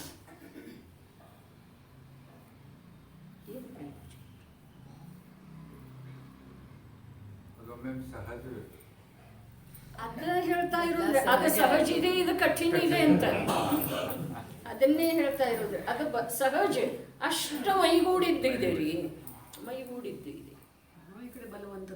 ಅದು ಬಲವಂತತ ಅಂತ ಹೇಳಿದಾರ್ರಿ. ಮತ್ತು ಸಮ್ಯಕ್ ದರ್ಶನದ ಸಲುವಾಗಿ ಒಂದು ವೇಳೆಗೆ ನಿಮ್ಗೆ ಸಾಪೇಕ್ಷ ಕಥನ ಇರ್ತಿದ್ದೀರಿ, ಶಾದ್ವಾದ ರೂಪದ ಕಥನ ಇರ್ತಿದ್ದೀರಿ. ಇದಕ್ಕಿಂತ ಹೆಚ್ಚು ಸಮ್ಯಕ್ ದರ್ಶನಕ್ಕೆ ಪುರುಷಾರ್ಥ ಬೇಕು. ಒಂದು ಸಮಯ ಅಂತ ಹೇಳಿದ್ದಾರೆ. ಆದರೆ ಅನಾದಿ ಕಾಲದಿಂದ ಅನಭ್ಯಾಸ ರೂಪದ ಕಾರ್ಯ ಮಾಡೋದಿದೆಯಲ್ಲ, ಅಭ್ಯಾಸನೇ ಇಲ್ಲ, ಅಪರಿಚಿತ ಕಾರ್ಯ ಮಾಡೋದಿದೆ. ಅಪೂರ್ವ ಕಾರ್ಯ, ಪೂರ್ವದೊಳಗೆ ಎಂದೂ ಮಾಡಿಲ್ಲ ಆ ಕಾರ್ಯ ಮಾಡುವುದಿದೆ. ಏನದ ಕಾರ್ಯ? ತನ್ನ ಸ್ವರೂಪದೊಳಗ ತನ್ನ ಸ್ವರೂಪ ರೂಪದ ನಂಬಿಕೆ ಮಾಡೋದಿದೆ. ಪರಪದಾರ್ಥಗಳನ್ನು ಸ್ವಲ್ಪ ಹೆಚ್ಚು ಕಡಿಮೆ ಪರೀಕ್ಷೆ ಮಾಡಿ ನಂಬುತ್ತೇವ್ರಿ. ಆದ್ರೆ ನಮ್ಮ ಸ್ವರೂಪವನ್ನು ನಾವು 11 ಅಂಗ 9 ಪೂರ್ವದ ಪಾಠಿ ಆದ್ರೂ ನಂಬಿಲ್ರಿ ಅಂದ್ರೆ ಎಷ್ಟು ಕಠಿಣ ಇದೆ ಹೇಳ್ರಿ. ವಿಷಾಖಾರದೊಳಗೆ ಏನು ಹೇಳಿದರು? 8 ವರ್ಷ ಕಡಿಮೆ 1 ಕೋಟಿ ಪೂರ್ವ ವರ್ಷಗಳವರೆಗೆ ಕರ್ಮಭೂಮಿಜನ ಉತ್ಕೃಷ್ಟ ಆಯುಷ್ಯ 1 ಕೋಟಿ ಪೂರ್ವವರೆ. 1 ಕೋಟಿ ಪೂರ್ವ ಆಯುಷ್ಯದೊಳಗಿಂದ ಬರೀ 8 ವರ್ಷ ಗೃಹಸ್ಥಾವಸ್ಥೆಯಲ್ಲಿ ಉಳಿದ. ಅಷ್ಟು 1 ಕೋಟಿ ಪೂರ್ವ ಆಯುಷ್ಯದ ವರ್ಷಗಳವರೆಗೆಲ್ಲ ಪಂಚ ಮಹಾವ್ರತ ರೂಪದ ಪವಿತ್ರ ದಶೆಯೊಳಗೆ ಉಳಿದ. ಆದ್ರೂ ತನ್ನ ನಿಜ ಸ್ವರೂಪವನ್ನು ಕಾಣಲಿಲ್ಲ ಪ್ರಭು, ಕಾಣಲಿಲ್ಲ. ಅಲ್ಲೆಲ್ಲ ಆಗಲಿಲ್ಲ, ಇನ್ನು ಇಲ್ಲಿ ಹೇಗಾಗೋದ ಹೀಗೆ ಅನ್ನೋ ಮಾತಿಲ್ಲ. ಅಷ್ಟೆಲ್ಲ ಮಾಡಿ ಕೂಡ ಆಗಿಲ್ಲ ಅಂದಮೇಲೆ ಈಗ ನಾನು ಏನೂ ಮಾಡ್ತಾ ಇಲ್ಲ. ಒಂದು ವಿಭಾಗ ನನಗೆ ಅಂದ ಕೂಡ ನಾನು ಮೈ ಮರೆತಿದ್ದೆನು, ಈಗ ಮೈ ಮರೆತು ಉಪಯೋಗ ಇಲ್ಲ. ಏನೋ ಭಾಗ್ಯದಿಂದ ಮತ್ತು ಪುನಃ ನನಗೆ ಮನುಷ್ಯ ಭವ ಪ್ರಾಪ್ತ ಆದದ್ದು ಇದೆ. ಅಂಥ ಎಲ್ಲ ಭವಗಳಲ್ಲಿ ಯಾವ ಕಾರ್ಯ ಆಗಿಲ್ಲವೋ ಆ ಕಾರ್ಯ ನನಗೆ ಮಾಡೋದಿದೆ. ಆ ಕಾರ್ಯ ಏನಿದೆ? ಜನ ಸಂಬಂಧವ ವರ್ಜಿಸಿ ಅನವರತ ನಿಜಾತ್ಮನ ಆನಿಸು ಭವ್ಯ. ಏನಿದೆ? ಜನ ಸಂಬಂಧವ ವರ್ಜಿಸಿ. ನಮಗೆ ಜನ ಸಂಬಂಧ ಬೇಕ್ರಿ, ಸತತ ಬೇಕು. ಬುದ್ಧಿಯೊಳಗೆ ಯಾರು ಇಲ್ಲ, ಇವತ್ತು ಎಲ್ಲರೂ ಊರಿಗೆ ಹೋಗಿದ್ದಾರೆ, ನಾನು ಒಬ್ಬನೇ ಇದ್ದೇನೆ ಮನೆಯಲ್ಲಿ. ಆದರೂ ಕೂತಲ್ಲೇನೆ ಏನೇನೋ ನೆನಪು ಮಾಡ್ಕೊಳ್ತಾರೆ. ಜನ ಸಂಬಂಧ ಅಲ್ಲೇ ಇದೆ. ಪ್ರತ್ಯಕ್ಷ ಜನರು ಇಲ್ಲ, ಆದ್ರೆ ಇವನ ವಿಚಾರದೊಳಗೆ, ಇವನ ಜ್ಞಾನದ ಪರಿಣತಿಯೊಳಗೆ ಅವರನ್ನೆಲ್ಲ ಬರಮಾಡಿಕೊಂಡು ಅವರ ಜೊತೆಗೆ ವಾರ್ತಾಲಾಪ ಮಾಡ್ತಾ, ಫೋನದ್ದಂತೂ ವ್ಯವಸ್ಥೆ ಇದೆನಲ್ಲ ಈಗ, ಯಾರಿಲ್ಲ ಅದಕ್ಕೆ ಮಾಡಿದ್ದೆ, ಮತ್ತೆ ಹೋಗ್ತಾ ಇಲ್ಲ. ಅರೆ ನೋಡ್ರಿ, ಒಂದೊಂದು ಸಮಯ ಅಮೂಲ್ಯ ಅಮೂಲ್ಯ ಅಮೂಲ್ಯ ಇದೆ. ಅದರದ ಮೌಲ್ಯ ಮಾಡೋದು ಸಾಧ್ಯ ಇಲ್ಲ ಅಂಥೇಳಿ ನಿಯಮ ಸಾರಗಳು ಅಲ್ಲಿ ಜನಸಂಬಂಧವ ವರ್ಜಿಸಿ ಹೇಳಿದ್ರು. ಇಲ್ಲಿ ನಿಯಮ ಸಾರದೊಳಗೆ ಪ್ರಾರಂಭದಲ್ಲಿ ಹೇಳಿದ್ರು, ನೀನು ಸಮ್ಯಕ್ ದರ್ಶನ ಜ್ಞಾನ ಚಾರಿತ್ರದ ಪ್ರಾಪ್ತಿ ಮಾಡಿಕೊಳ್ಳೋದು ಇದು ಒಂದೇ ಕರ್ತವ್ಯ. ಉಳಿದ ಯಾವ ಕರ್ತವ್ಯನೂ ನಿನ್ನದಿಲ್ಲ. ನೀನು ವ್ರತ ಮನ್ನಿಸಿಕೊಂಡಿದೆ, ನಾನು ಅದು ಮಾಡಬೇಕಾಗಿದೆ, ಇದು ಮಾಡಬೇಕಾಗಿದೆ, ಹಾಗೆ ಮಾಡಬೇಕಾಗಿದೆ, ಹೀಗೆ ಮಾಡಬೇಕಾಗಿದೆ, ಅವರನ್ನು ವಿಚಾರಿಸಬೇಕಾಗಿದೆ, ಅವ್ರ ಮನೆಗೆ ಹೋಗಬೇಕಾಗಿದೆ, ಅವರನ್ನು ನೋಡಬೇಕಾಗಿದೆ, ಏನೇನು ಎಲ್ಲ. ಹಾಗಾದ್ರೆ ಎಲ್ಲ ಬಿಟ್ಟು ಬಿಡೋದಿಲ್ಲ, ಇಟ್ಕೊಂಡೇನು ಮಾಡುವುದ? ಇಟ್ಕೊಂಡೇನು ಮಾಡ? ನನ್ನ ಭವ ಪರಂಪರೆಯನ್ನು ನನಗೆ ನಷ್ಟ ಮಾಡೋದಿತ್ತು, ಜನ್ಮ ಮರಣದ ಚಕ್ರಕ್ಕ ಅಂತ್ಯ ಹಾಡೋದಿತ್ತು ಅಂತಂದ್ರೆ ನಾನು ಸಾಧ್ಯ ಆದಷ್ಟ ಜನ ಸಂಬಂಧವನ್ನು ಬಿಟ್ಟ ನನ್ನ ಕರ್ತವ್ಯದ ಬಗ್ಗೆ ನಾನು ಕರ್ತವ್ಯೋನ್ಮುಖ ಆಗೋದು ಅವಶ್ಯಕ ಇದೆ. ಕರ್ತವ್ಯದ ಸಲುವಾಗಿ ಕರ್ತವ್ಯೋನ್ಮುಖ, ಅರ್ಥಾತ್ ಸ್ವತತ್ವದ ನಿರ್ಣಯದ ಸಲುವಾಗಿ, ಆತ್ಮತತ್ವದ ನಿರ್ಣಯದ ಸಲುವಾಗಿ, ಆತ್ಮತತ್ವವನ್ನು ಪರ್ಯಾಯದೊಳಗ ಪ್ರಕಟಪಡಿಸಿಕೊಳ್ಳುವ ಸಲುವಾಗಿ, ಪರ್ಯಾಯ ಸ್ವಯಂ ಆತ್ಮತತ್ವದ ಅನುಭವ ಮಾಡುವ ಸಲುವಾಗಿ ಯಾವ ರೀತಿಯ ಉದ್ಯಮಗಳನ್ನು ಮಾಡಬಹುದಾಗಿದೆಯೋ, ಯಾರ್ಯಾರೆಲ್ಲ ಮಾಡಿ ಹೋಗಿದಾರೋ, ಮನುಷ್ಯ ಭವದಲ್ಲಿ ಮಾಡುವ ಅವಕಾಶ ಇದೆಯೋ ಆ ರೀತಿಯ ಉದ್ಯಮಗಳನ್ನು ಮಾಡುವುದು ಅವಶ್ಯಕ ಇದೆ. ಯಾವಾಗ ಭವಚಕ್ರದಿಂದ ಬಿಡುಗಡೆ ಹೊಂದುವ ಅಭಿಲಾಷೆ ನಿಜವಾಗಿ ಆಂತರ್ಯದಿಂದ ಮೂಡಿ ಬಂದಿದ್ದರೆ, ಅದು ಮೂಡಿ ಬರುವುದೇ ಮೊದಲು ಈ ಜೀವದ ಸಲುವಾಗಿ ಮಂಗಲಮಯವಾದ ಅವಸರ ಇದೆ. ಮನುಷ್ಯ ಭವ ಪಡೆಯೋದ, ಜೈನ ಕುಲದೊಳಗೆ ಬರೋದ, ಜಿನೇಂದ್ರ ಪ್ರಭುವಿನ ವಾಣಿಯ ಸಾಕ್ಷಾತ್ ಶ್ರವಣ ಅಥವಾ ವಾಚನ ಮಾಡೋದ, ಇವಂತೂ ಮಂಗಲ ಅದವನ ಅದವು. ಆದ್ರೆ ಆ ಮಂಗಲಮಯವಾದಂಥ ಸನ್ನಿವೇಶದೊಳಗ ನಾನು ಈ ಭವ ಸಂಸಾರದಲ್ಲಿ ಜನ್ಮ ಮರಣ ಮಾಡ್ತಾ ಮಾಡ್ತಾ ಮಲಿನ ಭಾವಗಳ ಮೂಲಕ ಯಾವುದನ್ನು ಪ್ರಾಪ್ತ ಮಾಡಿಕೊಂಡಿದ್ದೇನೋ ಕರ್ಮ ರೂಪದಿಂದ, ಅವೆಲ್ಲ ನನ್ನ ಎದುರಿಗೆ ಉಪಸ್ಥಿತ ಆಗಿ ನನ್ನನ್ನು ಶೋಷಣೆ ಮಾಡ್ತಾ ಇದ್ದಾವೆ, ನನ್ನನ್ನು ಹಿಂದೆ ಹಾಕ್ತಾ ಇದ್ದಾವೆ. ಅವು ಹಿಂದೆ ಹಾಕ್ತಾ ಇದ್ರನು, ನನ್ನ ಶೋಷಣೆ ಮಾಡುವಲ್ಲಿ ನಿಮಿತ್ತ ಇದ್ರನೂ ಕೂಡ ನಾನು ಸ್ವಯಂ ಯಾವ ಉಪಸ್ಥಿತ ಆಗಿದ್ದಾವೆಯೋ ಆ ಸನ್ನಿವೇಶಗಳಲ್ಲೇ, ಆ ಕರ್ಮದ ಉದಯಜನ್ಯ ಪ್ರಸಂಗಗಳಲ್ಲೇ ನಾನು ಸ್ವಯಂ ನನ್ನ ದುರ್ಬಲತೆಯಿಂದ, ನನ್ನ ಅಜ್ಞಾನದಿಂದ ಏಕರೂಪ ಆಗ್ತಾ ಇದ್ದೇನೆ. ವಿಚಾರ ಮಾಡಿ ನೋಡೋದಿದ್ದೀರಿ, ವಿಚಾರ ಶಕ್ತಿ ಇದೆ ಅಂದ ಮೇಲೆ ಇಲ್ಲಿ ದುಡ್ಡು ತೊಡಗಿಸಿದರೆ ನಾಳೆ ಎಷ್ಟು ಲಾಭ ಆಗಬಹುದು, ನಾಳೆ ಅದು ಬೆಳಿಬಹುದು ಅಥವಾ ಹಾನಿಯಾಗಬಹುದು, ಇದೆಲ್ಲ ವಿಚಾರ ಮಾಡುವ ಸಲುವಾಗಿ ವಿಚಾರ ಶಕ್ತಿ ಇಲ್ಲ. ಅದರದ್ದೇನು ಕಲ್ಕೊಳ್ಳುವ ಅವಶ್ಯಕತೆ ಇಲ್ಲ. ಅನಾಡಿಗೆ ಸುದ್ದ ಬರ್ತಿದ್ದೀರಿ ಅದ, ಹೌದು ಅಥವಾ ಇಲ್ರಿ? ಇಷ್ಟ ನನ್ನ ಸಂಪಾದನೆ ಇದೆ ಅಥವಾ ಇಷ್ಟ ನನ್ನ ಮೂಲ ಧನ ಇದೆ, ಅದನ್ನು ಹೇಗೆ ಕಾಯ್ಕೊಳ್ಬೇಕು ಅನ್ನೋದ ಸಂಪೂರ್ಣ ಅಜ್ಞಾನ ಮನುಷ್ಯನಿಗೆ ಕೂಡ ಪರಿಚಯ ಇದೆಯೋ ಅಥವಾ ಇಲ್ರಿ? ಯಾರ ಹತ್ರ ಹೋಗಿ ಕಲ್ಕೊಳ್ಬೇಕಾಗ್ತಿದೆ ಅಂದರೆ, ಯಾರು ಕಲಿಸಿಕೊಟ್ರೂ ಕೂಡ ಸ್ವಯಂ ನಿರ್ಣಯ ಮಾಡಿದ ಮೇಲೆ ಅಲ್ಲಿ ಧನ ತೊಡಗಿಸ್ತಾನ್ರಿ, ಹೌದು ಅಥವಾ ಇಲ್ರಿ? ಮತ್ತೆ 4 ಜನರನ್ನು ಕೇಳ್ತಾನೆ. ಹಾಗಿಲ್ಲಿ ಮತ್ತೆ 4 ಆಚಾರ್ಯರ ಮಾತನ್ನು ಕೇಳೋನವ್ರಲ್ಲ, ಮತ್ತು 4 ರೀತಿಯಿಂದ ವಸ್ತು ಸ್ವರೂಪವನ್ನು ತಿಳ್ಕೊಳ್ಳುವ ಪ್ರಯತ್ನ ಮಾಡೋನಲ್ಲ.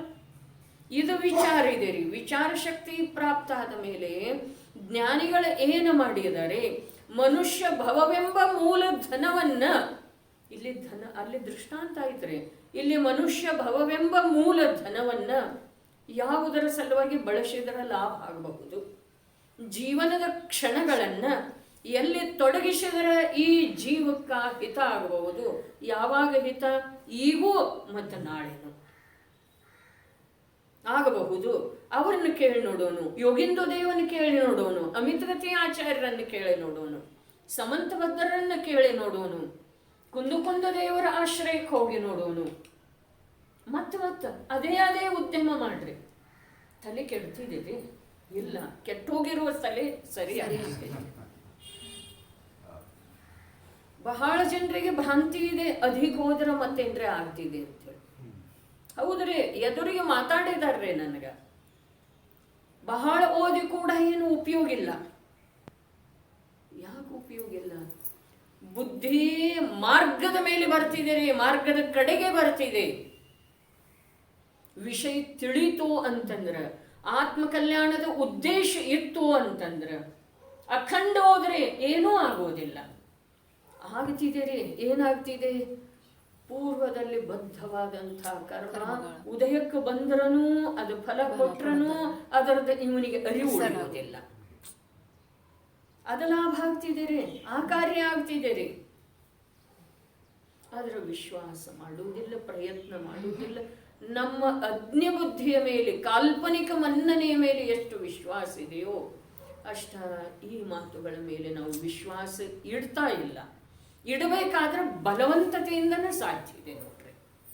ಬಲವಂತತೆಯಿಂದ ಬರೇ ತತ್ವದ ನಿರ್ಣಯ ಮಾಡಲಿಕ್ಕೆ ಕೂಡ ಈ ಜೀವ ತನ್ನ ಶಕ್ತಿಯನ್ನೆಲ್ಲ ತೊಡಗಿಸಬೇಕಾಗ್ತದೆ. ಆಯ್ತು ಅಂತಂದ್ರೆ ಓದೋದಾ, ಆಗಲಿದ್ರೆ ಬಿಡೋದ ಅಂದ್ರೆ ನಡೆಯುವುದಿಲ್ಲ. ಅಂದ್ರೆ ಏನಾಗ್ತಿದೆ ಹೇಳ್ರಿ? ಅದೇ ಉಳಿತಿದೆಯಲ್ಲ, ಯಾವ್ದು ಅನಾದಿ ಸಂಸ್ಕಾರ ಇದೆಯಲ್ಲ, ಪಂಚೇಂದ್ರಿಯ ವಿಷಯ ವಾಸನೆ ಇದೆಯಲ್ಲ, ಕಷಾಯ ರೂಪದ ಪರಿಣಾಮ ಇದೆಯಲ್ಲ. ಏನು ಕಷಾಯ ರೀ, ಏನು ಅಪಶಬ್ದ. ಅರಿವಿಲ್ಲದೆ ಪಾಠ ಮಾಡದೆ ಬಂದು ಬಿಡ್ತಾವ್ರಿ. ಕೇಳಿದೇವಂತ ಹೇಳಿ ಬರ್ತಾವ್ರಿ. ಏನಿದೆ? ಹೇಗೆ ಬರ್ತಾವ ಅವು ಬರದೇ ಇರುವ ಸಲುವಾಗಿ ಪ್ರಯತ್ನ ಬೇಕು. ಅವು ಬರ್ತಾವ್ರಿ, ಬರದೇ ಇರುವ ಸಲುವಾಗಿ. ಬಂದ್ರನು ಆಡದೇ ಇರ್ಬೇಕ್ರಿ. ಮಲಿನ ವಿಚಾರ ಬಂದ್ರನು ವ್ಯಕ್ತ ಮಾಡದೇ ಇರ್ಬೇಕ್ರಿ.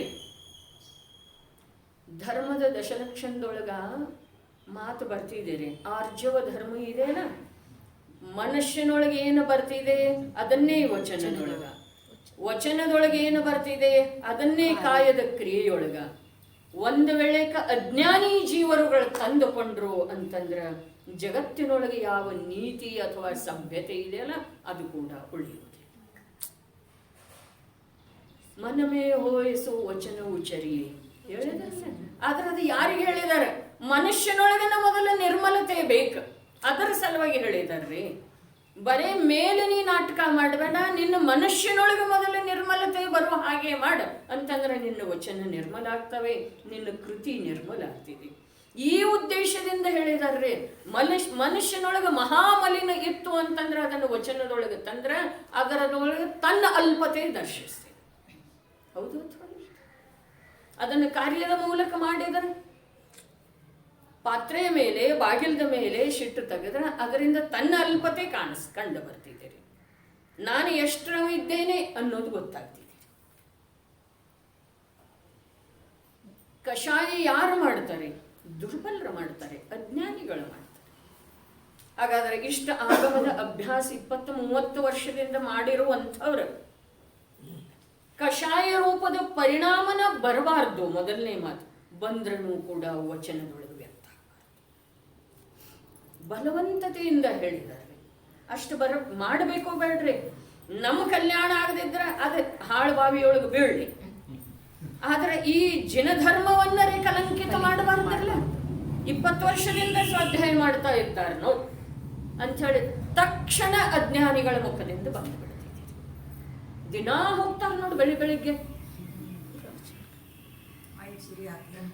ವೈಟ್ ಸೀರೆ ಹಾಕೊಂಡ ಏನಿದೆ, ಧರ್ಮಕ್ಕರೇ ಕಲಂಕ ತಗಲಬಾರದಾಯಿತು ಅಂತಂದ್ರೆ ಆಗಲಿ ಕಷಾಯ ನಮ್ಮ ದುರ್ಬಲತೆಯಿಂದ ಆಗ್ತವೆ. ಆದರೆ ಅವುಗಳನ್ನು ವ್ಯಕ್ತ ಆಗದೇ ಇರುವ ಹಾಗೆ ತಡಿಬೇಕಲ್ಲ. ಯಾವುದರ ಸಲುವಾಗಿ? ಜಿನಧರ್ಮದ ಪ್ರಭಾವನೆಯ ಸಲುವಾಗಿ. ದೊಡ್ಡದಾಗಿ ಪೆಂಡಾಲ್ ಹಾಕಿ ಬಹಳಷ್ಟು ಜನರನ್ನ ದುಡ್ಡು ಕೊಟ್ಟು ಕರೆಸಿ ಆಗಿದ್ದೀರಿ. ನಿಮಗೆ ಹೇಳಿದರೇನ್ರಿ? ನಾನು ಹೆಸರು ಹೇಳುವುದಿಲ್ಲ. ಹೇಳಿದರೇನ ಅಂಥೇಳಿ ಇಷ್ಟು ಕೇಳ್ತೇನೆ, ಹ್ಞೂ ಅಂದಿದ್ರೆ ಹೌದು, ಇಲ್ಲ ಅಂತಿದ್ರೂ ನನಗೆ ಹೇಳು ಇಚ್ಛೆ ಇಲ್ಲ. ದುಡ್ಡು ಕೊಟ್ಟು ಜನರನ್ನು ಪ್ರವಚನದ ಸಲುವಾಗಿ ಕರೆಸಿದ್ರಲ್ಲಿ ಬರೇ ಬಂದು ಕೂತ್ಕೊಂಡ್ರೆ 200 ರೂಪಾಯಿ ಅಂತಾರೆ. ಕೇಳಿದರೇನ? ಇವತ್ತು ಕೇಳ್ತಾ ಇದ್ದಿರಲೇ ದುರ್ಭಾಗ್ಯನ ಸದ್ಭಾಗ್ಯರೇ ಇದ್ದಾರೆ. ದುರ್ಭಾಗ್ಯನ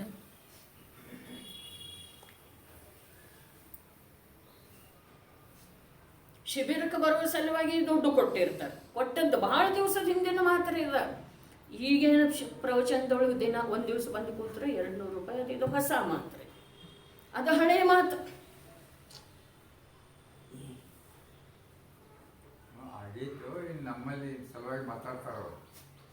ನಮ್ಮಲ್ಲೇ ಸಲುವಾಗಿ ಮಾತಾಡೋ ಮಾತಲ್ರಿ, ಆದದ್ರಿ ಯಾರೇ ಇರಲಿ ಒಟ್ಟಿನಲ್ಲಿ ಬಂದು ಕೂತ್ರೆ 200 ರೂಪಾಯಿ. ಅವೇ ಬೆಳಗ್ಗೆನ ಹಳೆ ಬಟ್ಟೆ ಹಾಕೊಂಡ ದೈನ್ಯ ಮುಖ ಮಾಡ್ಕೊಂಡ ಬರೋದಂತ್ರೆ. ಇಡೀ ದಿವಸ ಊಟ ತಿಂಡಿ 200 ರೂಪಾಯಿ. ಎಲ್ಲಿ ಅಂತ ಕೇಳಬೇಡ್ರಿ.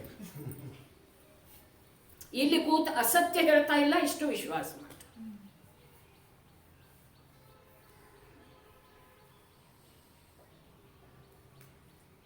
ಅದು ಪ್ರಭಾವನೆ ಇದೆರಿ.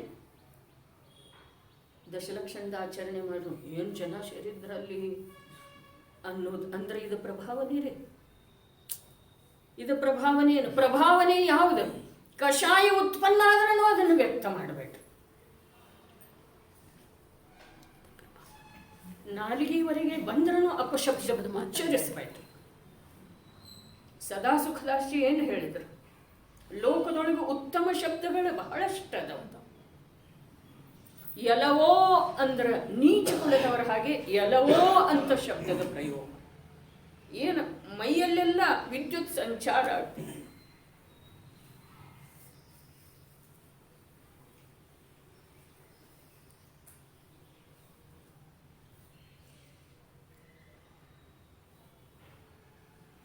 ಭಾವಲಿಂಗಿ ಸಂತರ ಧರ್ಮ ಪ್ರಭಾವ, ಅದೇ ಪ್ರಭಾವನೆ ಇದೆ ರೀ. ನೀವು ಎಲ್ಲರೇ ಹೋಗ್ರಿ, ನರಕಕ್ಕೆ ಹೋಗ್ರಿ, ಹೊಸದೇನಿಲ್ಲ, ಅನಂತ ಬಾರಿ ಹೋಗಿ ಬಂದಿದ್ದೀರಿ. ಆದರೆ ಧರ್ಮಾತ್ಮ ಅಥವಾ ಧರ್ಮ ಮಾಡೋರ ಅಂಥೇಳಿ ಜಗತ್ತು ನಿಮ್ಮನ್ನು ತಿಳಿತಾ ಇದೆಯಲ್ಲ, ಆ ಧರ್ಮವನ್ನು ಕಲಂಕಿತ ಮಾಡಬೇಡ್ರಿ. ಅಷ್ಟು ಮಾಡಿದ್ರೆ ನರಕಕ್ಕೆ ಹೋದ್ರೂ ಅಲ್ಲಿಂದ ಬಂದ ಮೇಲೆ ಮತ್ತೆ ಪುನಃ ಉತ್ತಮ ಗತಿ ಸಿಗ್ಬೋದ್ರಿ. ಇದೇ ವಿಷಯಕ್ಕಾಗಿ ಇದಕ್ಕೆ ಪಿಕ್ಚರ್ದು ಹೇಳಿದೆ, ನಿಮ್ಮ ಮರಾಠಿ ಪಿಕ್ಚರ್ ಇಂದಿರಾ.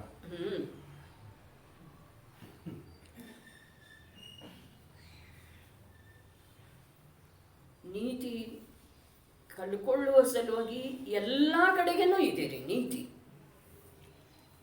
ಆದ್ರೆ ನಮ್ಮದು ದೃಷ್ಟಿನೇ ಇಲ್ಲ ಅಂದ ಮೇಲೆ ಅದು ಕಡಿಮೆ ಆಗ್ತಾ ಇದೆ ಅಲ್ಲೆಲ್ಲ ಕ್ಷೇತ್ರಗಳಲ್ಲಿ. ಬಲವಂತತೆ ಶಬ್ದ ಪ್ರಯೋಗ ಇದೆ. ಯಾರ ಸಲುವಾಗಿದೆ? ಸಂಜ್ವಲನದ ನಾಶ ಮಾಡೋರ ಸಲುವಾಗಿಯೋ, ಅಥವಾ 5ನೇ ಗುಣಸ್ಥಾನಕ್ಕೆ ಹೋಗೋರ ಸಲುವಾಗಿಯೋ, ಅಥವಾ 4ನೇ ಗುಣಸ್ಥಾನಕ್ಕೆ ಹೋಗುವ ಸಲುವಾಗಿ ಅವರೆಲ್ಲರಿಗಿಂತ ಅಧಿಕ ಬೇಕು ನಮಗರೆ.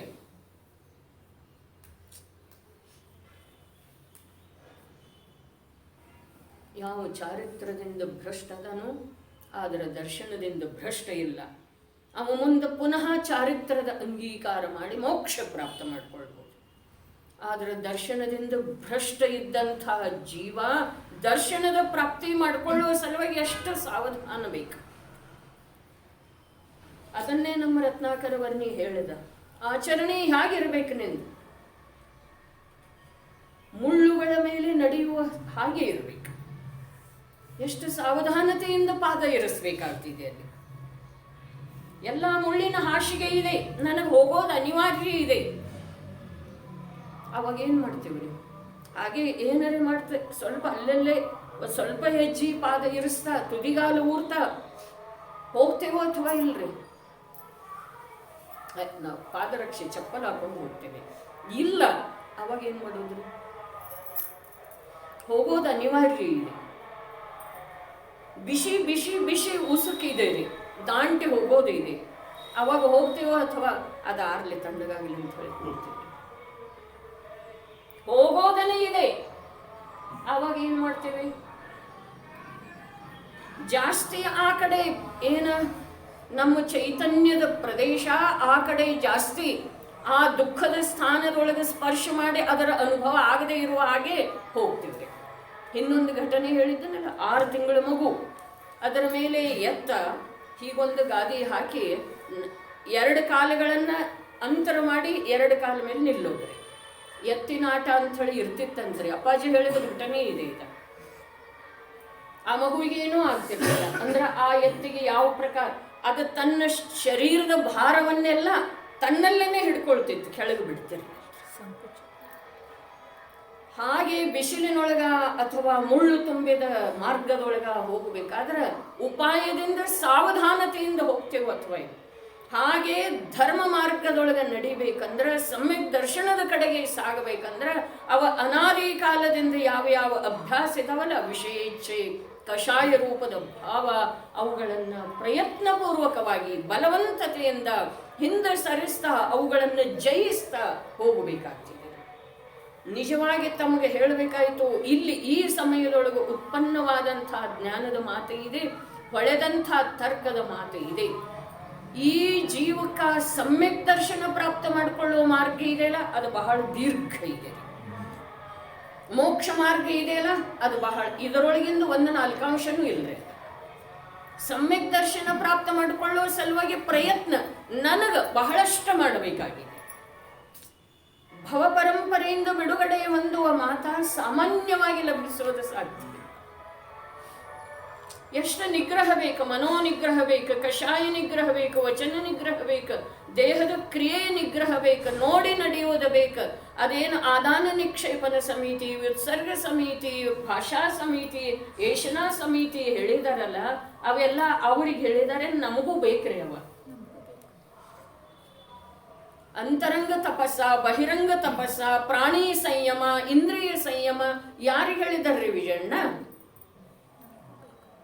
ಮುನಿಗಳ ಸಲುವಾಗಿ ಹೇಳಿದಾರೋ, ಪಂಚಮಗುಣ ಸ್ಥಾನಾವರ್ತಿ ಸಲುವಾಗಿ ಯಾವ ಹೇಳಿದಾರೋ, 6 ಕ್ರಿಯೆ, ಷಟ್ಕ್ರಿಯೆ ಯಾರ ಸಲುವಾಗಿ ಹೇಳಿದ್ದಾರೆ?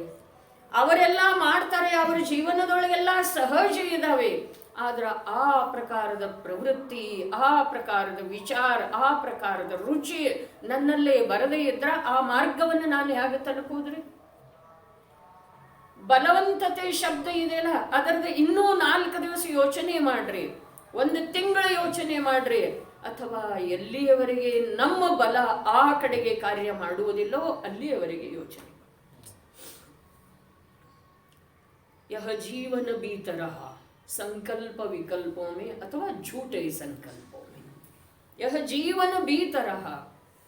ನೋಡ್ತಾ ಇದ್ದ ಹಾಗೆ ಶುಕ್ರವಾರ ಬರ್ತಿದೆ, ನೋಡ್ತಾ ಇದ್ದ ಹಾಗೆ ಶನಿವಾರದ ರಜೆ. ಎಷ್ಟು ಬೇಗ ಅಂತ ಹೇಳಿ ಅನ್ನಿಸ್ತಿದ್ದೀರಿ? ಅರೆ, ಅಷ್ಟು ಬೇಗ, ಅಷ್ಟು ಶೀಘ್ರಗತಿಯಿಂದ ನಿನ್ನ ಜೀವನ ಹೋಗ್ತಾ ಇದೆ.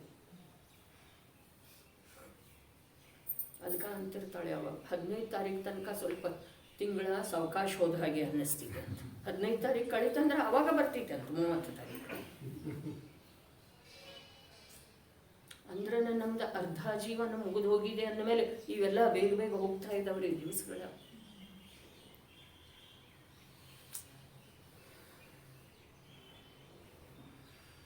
ಏನು ಬರ್ತಿದೆಯಲ್ಲ ಭಜನೆಗಳು, ಹೋಗುವ ಆತುರತೆ ಇತ್ತು ಮಾಡಬನು ಅಂಥೇಳಿ. ವೃದ್ಧಾಪ್ಯ ಬಂದ ನಂತರ ಮರಣದ ಕಡೆಗೆ ಆತುರವಾಗಿ ಸಾಕ್ತಾನಂತೆ. ಇನ್ನೇನಿಲ್ಲ ಜೀವನದೊಳಗೆ, ಇನ್ನೇನಿಲ್ಲ. ಅವನ ಜೀವನದ ರೀತಿಯ ಆಶಯ ಅಧಿಕ ಬೆಳೆದರನೂ ಕೂಡ ಗಮನ ತ್ವರಿತಗತಿಯಿಂದ ಆಗ್ತಿದೆ.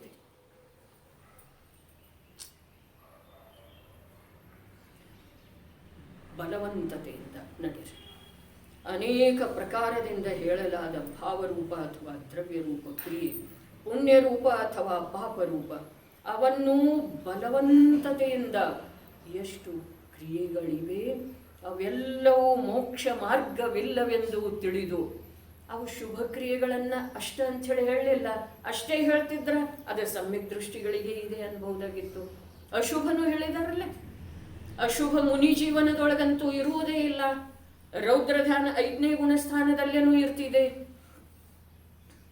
ಅನಂತಾನುಬಂಧಿಯ ಉದಯ ಮಿಥ್ಯಾತ್ವದಲ್ಲಿ ಇದೆ, ಅನಂತಾನುಬಂಧಿಯ ಬಂಧ ಮಿಥ್ಯಾತ್ವದಲ್ಲಿ ಆಗ್ತಾ ಇದೆ. ಹಾಗಾದ್ರೆ ಬಲವಂತತೆಯಿಂದ ನಾವೇನ್ ಮಾಡಬೇಕಾಗೋದ? ಅವುಗಳನ್ನು ದೂರ ಸರಿಸಬೇಕು. ಅವುಗಳನ್ನು ದೂರ ಸರಿಸಬೇಕಾಗೋದಂದ್ರೆ ಅಥವಾ ಅವುಗಳಿಂದ ಅಲಿಪ್ತ ಉಳಿಬೇಕಾಗುತ್ತೆ, ಅಂಟಿಸಿಕೊಳ್ಳುವುದಿಲ್ಲ. ಯಾವ ಪ್ರಕಾರ ದಾರಿಯಿಂದ ಹೋಗುವ ಎಳೆದೊಳಗ ಕೆಸರು ತಗಲದೇ ಇರಲಿ ಅಂಥೇಳಿ ಬಟ್ಟೆಯನ್ನು ಯಾವ ಪ್ರಕಾರ ಸುರಕ್ಷಿತ ಇಟ್ಕೊಳ್ತೀವಿಯೋ ಮೈ ಮೇಲಿನ ವಸ್ತ್ರವನ್ನು, ಆ ಪ್ರಕಾರ ಈ ದೇಹ ರೂಪದ ವಸ್ತ್ರವನ್ನು ಕರ್ಮದ ಉದಯವೆಂಬ ಮಳೆ ಬಂದಿರೋ ವೇಳೆದೊಳಗ ಬಲವಂತತೆಯಿಂದ ಸಂರಕ್ಷಣೆ ಮಾಡಿಕೊಳ್ಬೇಕು ಅಥವಾ ಬೇಡ? ದೇಹ ರೂಪದ ವಸ್ತ್ರ ಹೇಳ್ತಾ ಇದೆ ಅಂದ್ರೆ ದೇಹ ಮಲಿನ ಆಯಿತು ಅಂತಂದ್ರೆ ಅದರ ಅರ್ಥ ವಚನ ಮತ್ತು ವಿಚಾರ ಮಲಿನ ಇದಾವೆ ಅನ್ನೋದು ಸಿದ್ಧ ಆಯ್ತು. ಏನು ಹೇಳ್ತಾ ಇದೇನೋ ಅನ್ನೋದ್ರದ ಕಡೆಗೆ ತಮ್ಮದು ವಿಚಾರ ಹೋಗಿದ್ದಿರಬಹುದು. ದೇಹ ಮಲಿನ ಆಯಿತು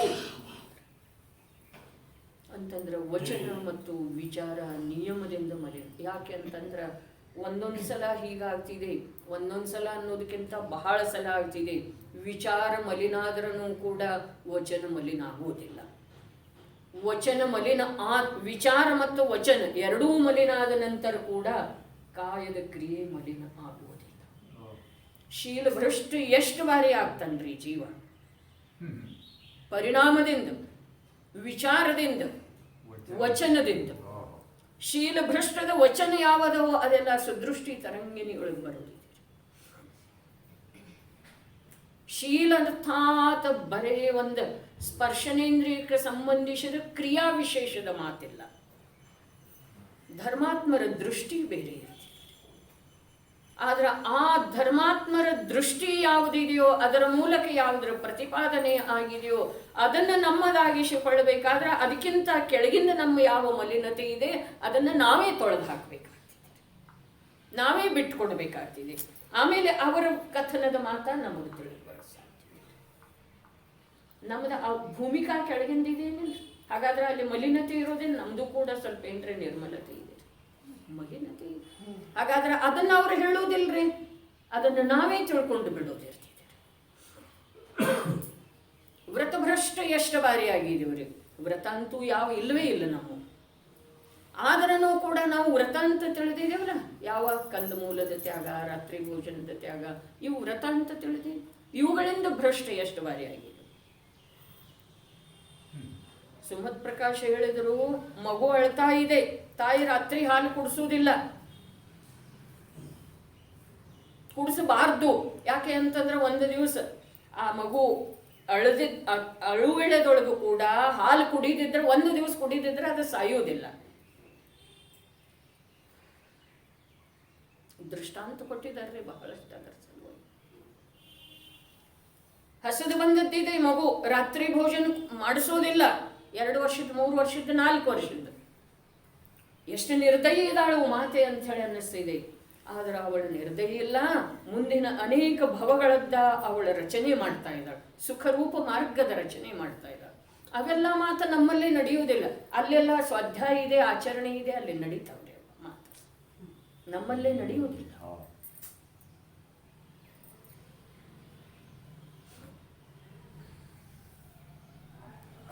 ಹೆಣ್ಮಕ್ಳು ಹೆಂಗೂ ಇಲ್ಲದ ಒಂದು ಅದ್ಭುತದಿಂದ ಕ್ರಿಯಾಸಿಟಿಯಿಂದ ಕೇಳ್ತಾರೆ, ಚೌಕಶಿ ಮಾಡ್ತಾರೆ. ಮತ್ತು ಕೆಲವು ಅವು ಪರಂಪರಾ ಆಗಿದ್ದ ಮೇಲೆ ಆಚರಣೆನೂ ಕೆಲವು ಅದಾವ್ರಿ.